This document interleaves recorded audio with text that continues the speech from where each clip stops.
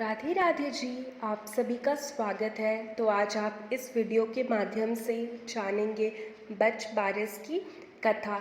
आज आप सुनेंगे बच बारिश की कहानी, लेकिन उससे पहले ये जान लीजिए कि जन्माष्टमी के बाद भाद्रपद भादो द्वादशी को बच बारिश का पर्व मनाया जाता है। बच बारिश के दिन विवाहित महिलाएं पुत्र प्राप्ति और पुत्र है तो उसकी मंगल कामना के लिए व्रत करती है। इस दिन व्रत रखने वाले स्त्री को गाय के बछड़े की पूजा करनी चाहिए। गाय का बछड़ा ना मिले तो बच बारिश की पूजा के लिए मिट्टी का गाय का बछड़ा बना करके भी पूजा की जाती है। साल पंचांग के अनुसार भाद्रपद माह के कृष्ण पक्ष की द्वादशी तिथि 10 सितंबर 2023 की रात 9:28 पर शुरू होगी और इसकी समाप्ति अगले दिन 11 सितंबर 2023 को रात 11:52 पर होगी। अब आइए जानते हैं बच बारिश की कथा। सुनते हैं। बहुत समय पहले की बात है। एक गांव में एक साहूकार अपने 7 बेटे और पोतों के साथ रहता था। उस साहूकार ने गांव में एक तालाब बनवाया था, लेकिन कई सालों तक वो तालाब नहीं भरा था। तालाब नहीं भरने का कारण पूछने के लिए उसने पंडित को बुलाया। पंडित ने कहा कि इसमें पानी तभी भरेगा जब तुम या तो अपने बड़े बेटे या अपने बड़े पोते की बलि दोगे। तब साहूकार ने अपनी बड़ी बहू को तो पीहर भेज दिया और पीछे से अपने बड़े पोते की बलि दे दी। इतने में गरजते बरसते बादल आए और तालाब पूरा भर गया। इसके बाद बच बारिश आई और सभी ने कहा कि अपना तालाब पूरा भर गया है, इसकी पूजा करने चलो। साहूकार अपने परिवार के साथ तालाब की पूजा करने गया। वह दासी से बोल गया था, गेहुला को पका लेना। गेहुला से तात्पर्य गेहूं के धान से था। दासी समझ नहीं पाई। दरअसल गेहुला गाय के बछड़े का भी नाम था।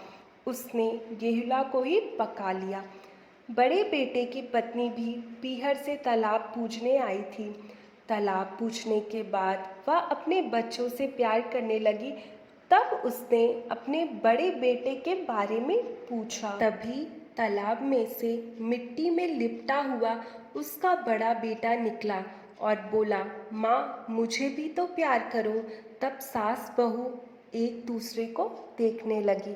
सास ने बहू को बलि देने वाली सारी बात बता दी।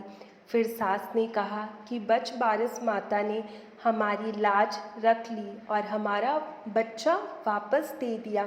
तालाब की पूजा करने के बाद जब वह वापस घर लौटे तो उन्होंने देखा बछड़ा नहीं था।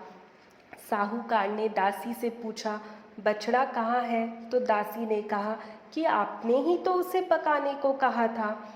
साहूकार ने कहा, एक पाप तो अभी उतरा ही है, तुमने दूसरा पाप कर दिया। साहूकार ने पका हुआ बछड़ा मिट्टी में दबा दिया।